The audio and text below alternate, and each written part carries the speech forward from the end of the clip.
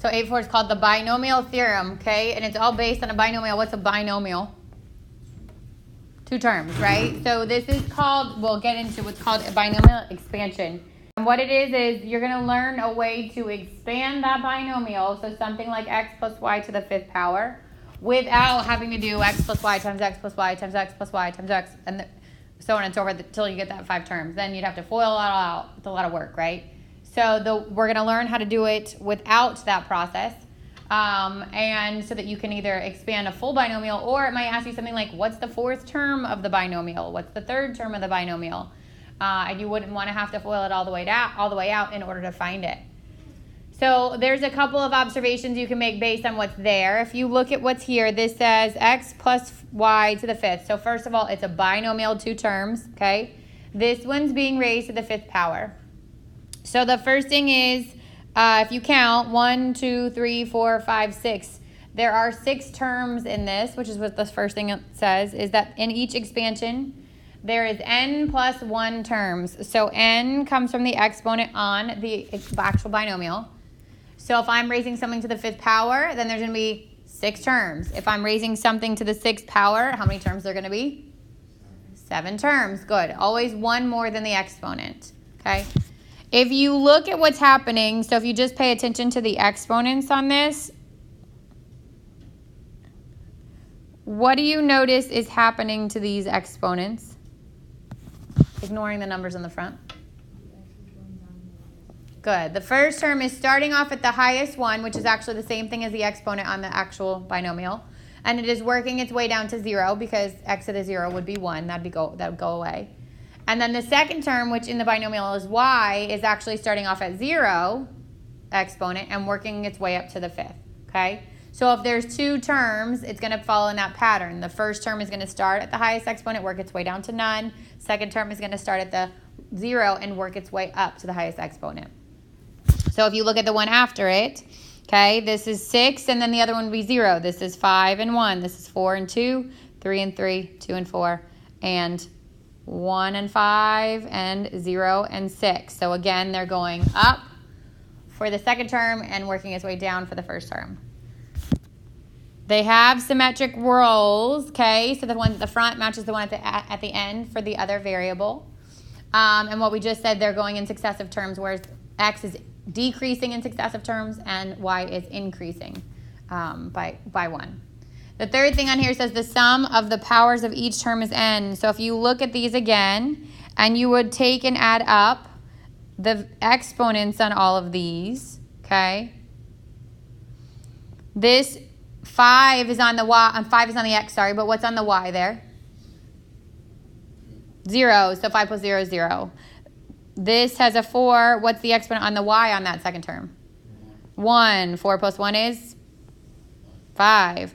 Go to the next one. 3 plus 2 is 5. 2 plus 3 is 5. This would be a 1. 1 plus 4 is 5. And the last one, 5 plus 0 is 5. So no matter which term you're at, the exponents on those variables are going to add up to n. Okay, next on that list says the coefficients increase and then decrease in a symmetrical pattern. So if I were to focus on just the coefficients or the numbers on the front, this is 1, 5, 10, 10, 5, 1. So it increases and then it comes back down and it's symmetric. Oh, first and last are the same. Second and second to last are the same. Third and third to last are the same. Same goes for the next pattern. This would be 1 and 1. This would be 6 and 6, 15 and 15, and then the middle term is 20. So again, it goes up and comes back down. And then the last thing in here is just vocab. It says the coefficients of the binomial expansion are called binomial coefficients. So coefficients, the number on the front. Obviously, this is a binomial expansion, so they're called binomial coefficients. All right, the first thing we're going to look at is called the binomial theorem. So in the expansion of x plus y to the n, if we expand that out, again, you're going to get the first term raised to the n, and then it's going to go decreasing down by 1 until it gets to 0. And the second term is going to end at the highest exponent, or n, and then it's going to be, this one would have been increasing. So if I move from right to left, it's decreasing by 1. The coefficients of each term come from this little formula here, so we're going to use this in 2 ways. One, in the binomial expansion, and again when we get to probability. So the CNR The bottom left number is n, which is going to be the exponent on your parentheses. R is the number term in order from left to right that you're trying to find. And the equation for that is n factorial over n minus r factorial times r factorial. It can also be written like this. So parentheses, n in the top, r in the bottom. So if I wanted to find C5, 2, the 5 is my n, the 2 is my r, and I would take and plug it into that equation. So this example just says find each binomial coefficient. We're just going to work through that first one. It says C9, 2. So 9 is my n, 2 is my r, and it is n factorial over n minus r factorial times r factorial. So 9 factorial over 9 minus 2 factorial times 2 factorial. Now, if we remember from factorials, we would take, first of all, let me simplify. This would be 7 factorial. So 9 factorial over 7 factorial 2. I would take the largest and break it down until I hit the next one. So 9 times 8 times 7 factorial over 7 factorial times 2 times 1. The 7 factorial is going to cancel. 2 goes into 8 4 times. My numerator is 36. My denominator is 1. So 36 would be the binomial coefficient for C9, 2. The n will always be on the left, okay? The n can never be smaller than the r. It can be the same, but it can never be smaller. So you can see C9, 9, but you'll never see C9, 10. Because you can't have more terms than you have the exponent on the top. Question so far? So B says C, 11 and 4. What part of that is your n? N is 11 and the r is 4. So now the sixth formula that you'll know in this chapter, right? Which is n factorial over n minus r factorial times r factorial. So this becomes 11 factorial over 11 minus 4 factorial times 4 factorial. And then 11 factorial goes over 7 factorial, 4 factorial. We want to break the 11 down until we hit the 7. So 11, 10, 9, 8, 7 factorial. And then I tend to line up my factorial, so I put the 7 there and then expand out 4, then 3, then 2, then 1. And then cross through the factorials that are going to cancel out. 2 goes into 8 4 times. 4 and 4 cancel out. 3 goes into 9 3 times. And then I've got 10 times 11 times 3, or 330. So that would be on a portion of your test without your calculator. You want to make sure you'd be able to do it without it. And then you might see it, because we're going to use this same formula again when we get to probability, you might see it differently on the part with your calculator. So I'm going to show you how to use your calculator to find it. So if you have a graphing calculator,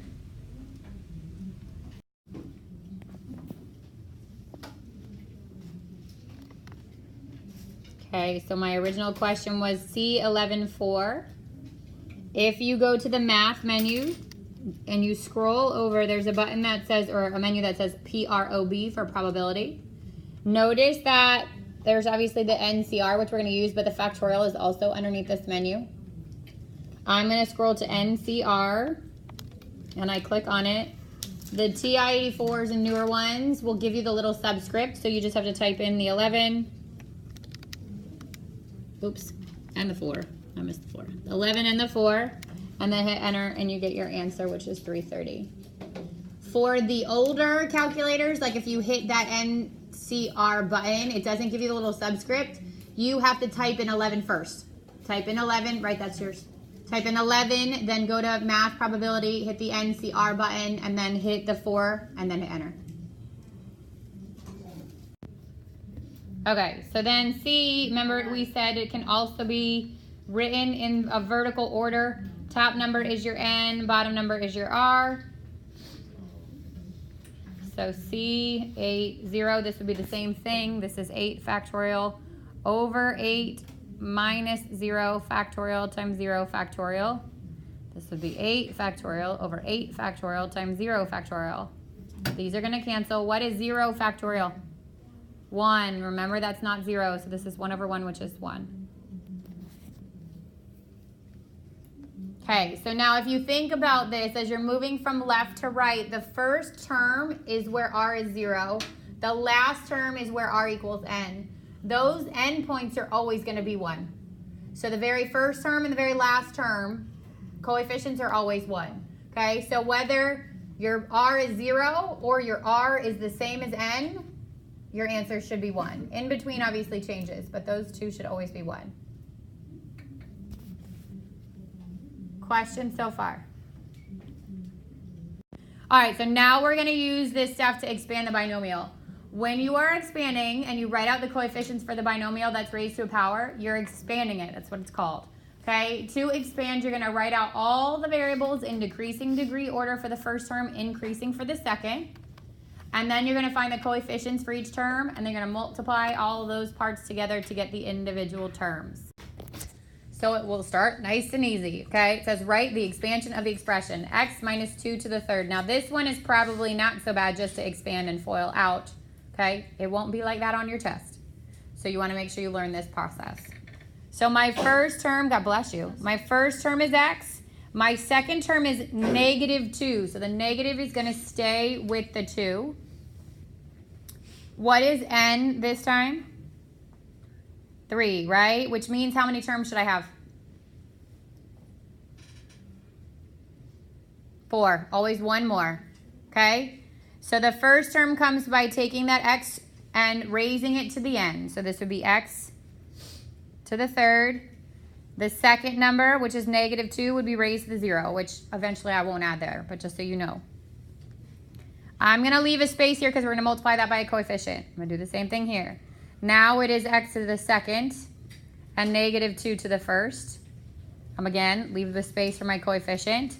Then it's x to the third, or sorry, x to the first, negative 2 to the second. Leave the space for a coefficient. X to the 0 and negative 2 to the third.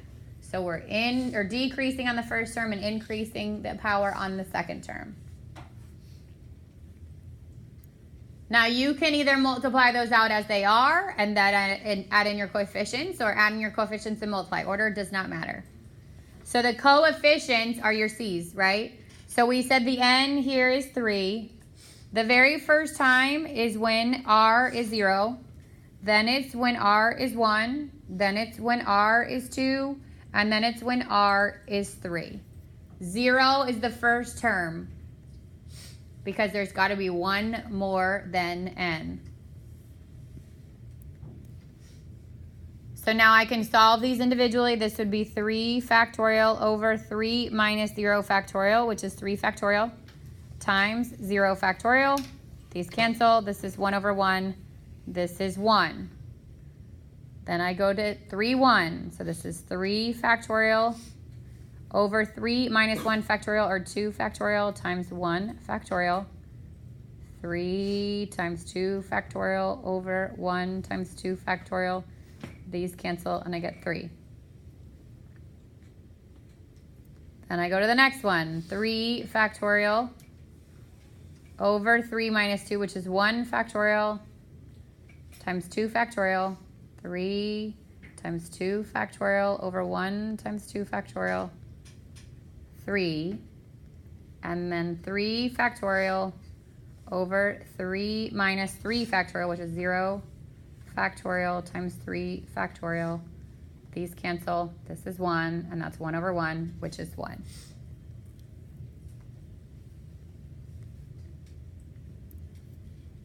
Now you're going to do this a lot over the next week. What you can do to help yourself out is always remember the first and the last ones are 1, because that will make your life a little bit easier. The second thing you can remember is that they're symmetric, so it will build up and build back down. If there's 4 terms, then the first and the last should be the same, and the middle 2 should be the same. If there's 5 terms, there's going to be an extra number in the middle there. If there was 6 terms, it would work its way up and work its way back down. Before, I just assumed that, like, if I got 3 for C, 3, 1, and I just duplicated the 3, maybe homework, a little bit lower risk, fine. test, I would double check, because if you got 3 wrong and then repeated it wrong, obviously then you're going to get both those terms wrong. All right, with me so far?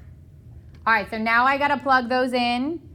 So I'm going to multiply the first term by 1, the second one times 3, the third one times 3, and the last one times 1. So this is all going to give me 1 term. This is all going to give me 1 term. This is all going to give me 1 term. This is all going to give me 1 term. And I'm going to add or subtract based on the sign of the term. So from that first term, I'd get 1 times x to the third times negative 2 to the 0. This becomes 1, right? This is just x to the third. Then I go to the next one, and I have 3 times x squared times negative 2 to the first. So this is negative 6x squared. Then I go to the next one. This is 3 times x to the first times negative 2 to the second. This is 4. So this is positive 12x. Don't forget about 3 in front. Yep. And then the last one, this becomes negative 8. This goes away, times positive 1. That's minus 8.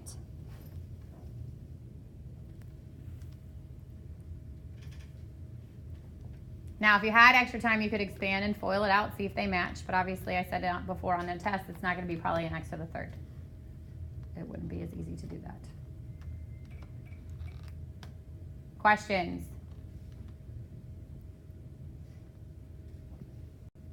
All right, you do this one. So now what is n? 4, right? There are 5 terms, but n is 4.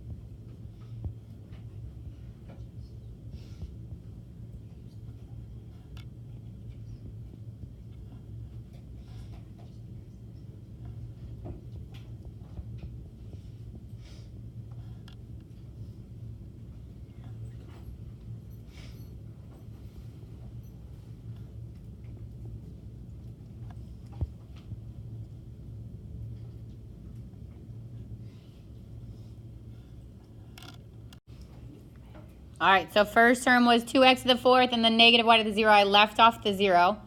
Second term, which was in the green, 2x to the third, negative y to the first, then 2x to the second, negative y to the second, then 2x to the first, negative y to the third, and then the last one, negative y to the fourth, and it would have been 2x to the 0, but I left it off because it's going to be 1 anyways. Then I did my coefficients, so coefficient 4, 0, 4, 1, 4, 2, 4, 3, and 4, 4. The first and the last are 1. Okay, 4, 1 is 4, and I know it's going to repeat at the end. So I also put that on 4, 3, but again, you can work that out to check. And then 4, 2 is 6. Then I plugged in my coefficients, so those are here, here, here, here. Oops, not there. here, and here. And then I multiplied out what's there. So this entire term would have been 1 times 2x to the fourth. So 2x to the fourth is 16x to the fourth times positive 1. That's 16x to the fourth. And then I went here, okay? I did 2x to the third, so that's 8x to the third. There's a negative y to the first, so this time it's a minus. 4 times 8 is 32, so negative 32x to the third, y to the first. Then I went here, okay, negative y to the second just makes it y to the second. 2x squared is 4x squared. Multiply that times the 6, and I get a positive 24x squared, y squared. Then I went here, negative y to the third stays negative, which means this is going to be a minus. There's a minus there. 2 times 4, which is 8, x to the first and y to the third. And then the last one, y, negative y to an even power makes it positive y times 1, which is just y to the fourth. Questions on these? Be very careful with your sign. What people tend to do is add within the individuals that you want to multiply, or they multiply when they're supposed to add. So just make sure the individual term, try to leave yourself that space to remind you that the coefficients have to go back in there. If you need to put a plus in front of that space, do it. But just remember that the term takes on the positive, negative sign, whatever would come from the product of those numbers. Yep. How do you get the 1 for the C for the first? So the first one and the last one are always going to be 1. But if you wanted to work it out, it would be 4 factorial over 4 factorial times 0 factorial. These are going to cancel. 0 factorial is 1. So it would be 1 over 1, which is 1. But the first and the last are always 1. Yep. For your R, is it just like 0 up until you reach n? Right. So depending on which is actually going to lead us into what we're going to do next, because you're going to find a certain amount of terms. Depending on which term it is, it's that number minus 1 for R. So if I'm looking at the first term, it's 1 minus 1, which is 0. If I'm looking at the second term, it's 2 minus 1. That would be R is 1. It's always 1 less because you have to add on that 0 on the front. All right, so good segue. Because the next thing we're going to do is find a specific term in the binomial without having to expand the entire thing. So if I'm looking for the 7th term in a binomial, I don't want to have to expand it all the way out and then figure it out, okay? You can do this. So if it's remember the n is the exponent on it, okay? If you're looking for the 7th term, you're going to take the r, you're going to subtract 1 from it to get to the r. So if it's the 7th term, then r equals 6, okay? It is always 1 less because the very first one is 0. And then I'll find the binomial coefficient with the c and r. And then I will do x, whatever the first term is, to the n minus r, and y, whatever the second term is, to the r. So r is 1 less than the number of term. I'm going to find the coefficient using the n and the r. I'm going to take the first term and raise it to the n minus r, and then the second term and raise it to the r. So if my binomial expansion was x squared plus 4 to the third, and I wanted to find the third term, okay, which means r is 1 less than that. N is 3 because of the exponent. R is 1 less than the number of terms, so if it's the third term, r is 2. And then I would find c with 3, 2, 3 being n, 2 being r. I would take the first term, which is x squared. I would raise it to the n minus r, 3 minus 2. And then I would take the second term, which in this case is 4, and raise it to the r, which is 2. I'd multiply that all together. So this would be 48x squared, which is a heck of a lot easier than expanding something out times itself 3 times and then figuring out what the third term is, okay? You won't have time for that. All right, so it says find the 5th term of a plus 2b to the 8th. The very first thing you want to do is identify n. What's n? 8, okay? If I'm looking for the 5th term, what is r? 4, 1 less, okay? So now I'm going to find c, 8, 4. God bless you. I'm going to take the first term, which this time is a, and raise it to the n minus r. And I'm going to take the second term, which is 2b, and I'm going to raise it to the r. So I'm at c, 8, 4, A, 8 minus 4 to the fourth, 2B, R, which is 4. If the sign here was negative, then the second term keeps that negative. So this would have been whatever sign it is, okay? That's how the negative is going to impact it. All right, so let's do C8, 4, right? So 8 factorial.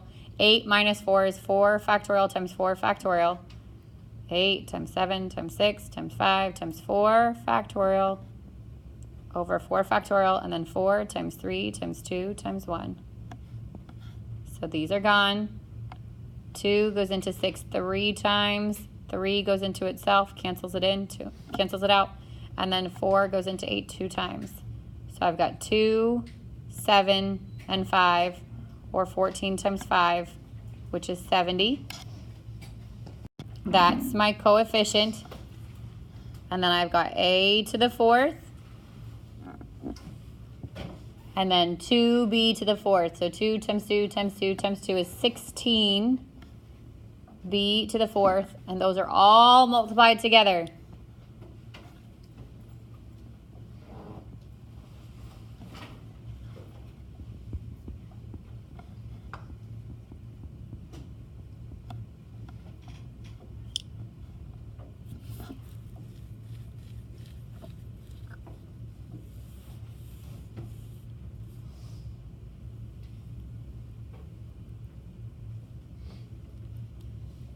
Questions? So identify your n from your exponent. Identify your r from 1 less than the number of term. And then it is C and R. The first term raised to the n minus r. And then the second term raised to the r.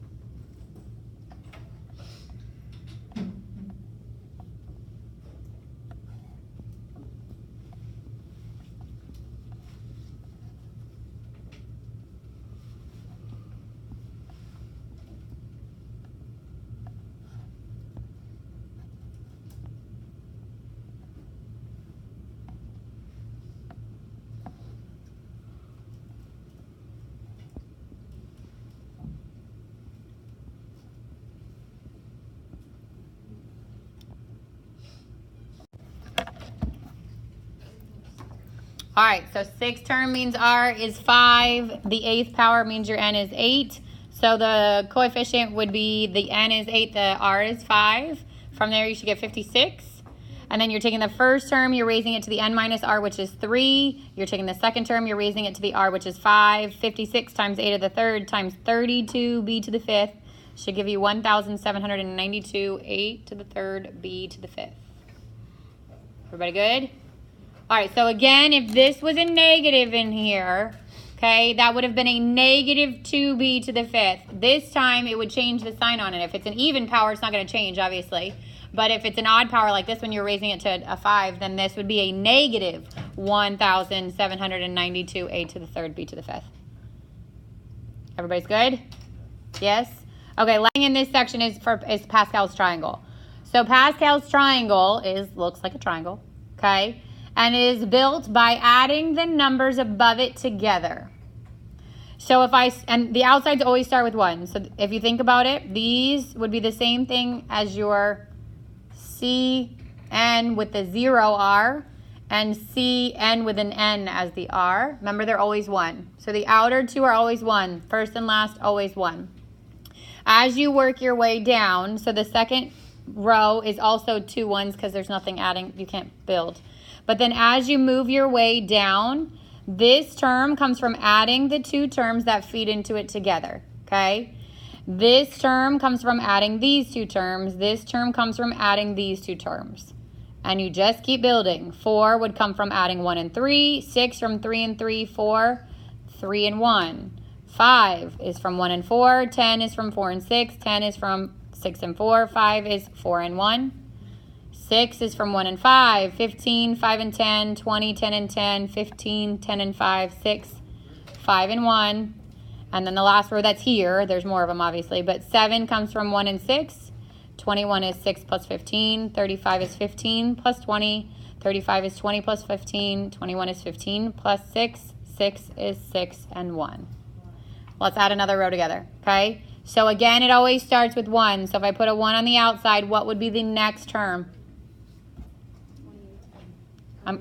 8. 1 plus 7, right? Then the next term would be 28, yes. Then the next term would be 56. Then the next term would be 70.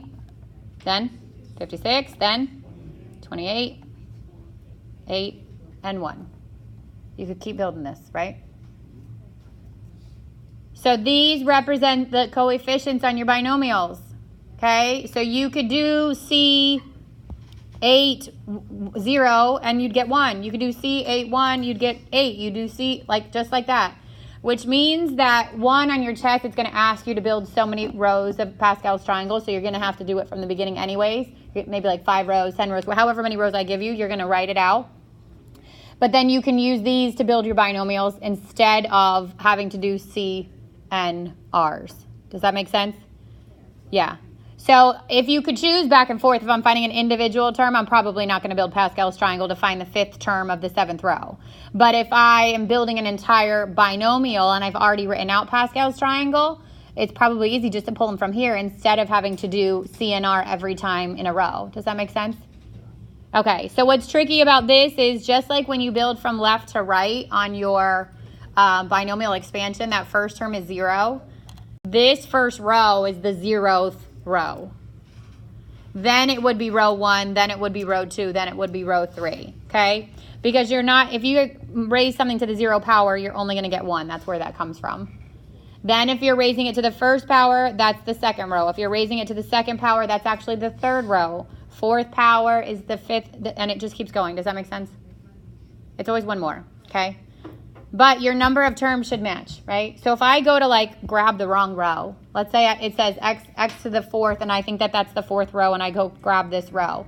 I have 4 coefficients, and I know if something's raised to the 4th power, there are 5 terms. So hopefully you catch your mistake. You'll run out of coefficients, okay?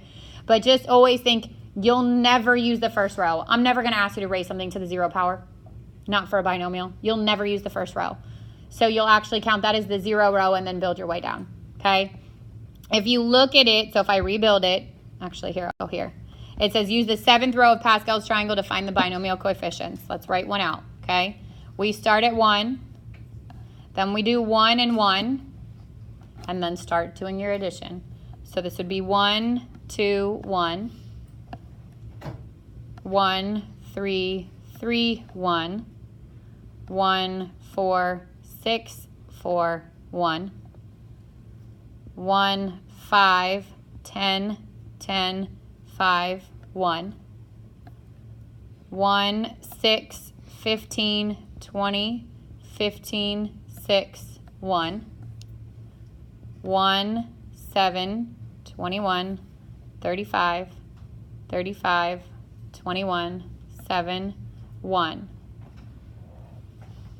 and 1, 8, 28, 56, 70, 56, 28, 8, and 1.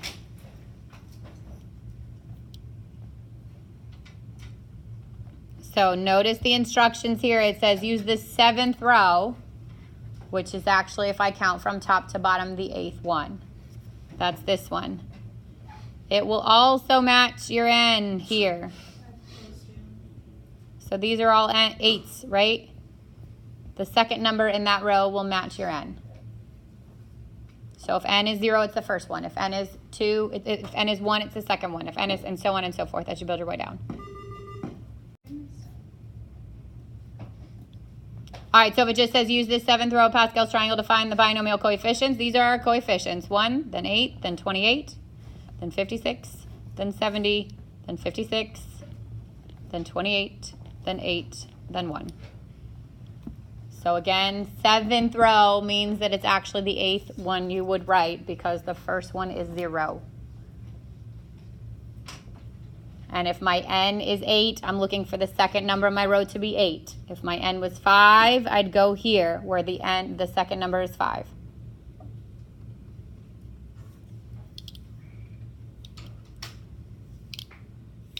Questions? So now if I went back to the examples in which we expanded out, you'll see these numbers match, right? If I was raising to the 4th power, then I'd go to where n is 4. These would have been the terms on that. If I raised it to the 7th power, then I would go to where n is 7, and those would have been the coefficients on that. So you can choose which ones you're going to build. I'm going to ask you to write a certain amount of Pascal's triangle rows on your test. Be prepared to do so, okay? And obviously that would be on the part without a calculator because I expect you to add 2 numbers together. But then you can choose if you use that for your expansion or if you used your CNRs. Questions?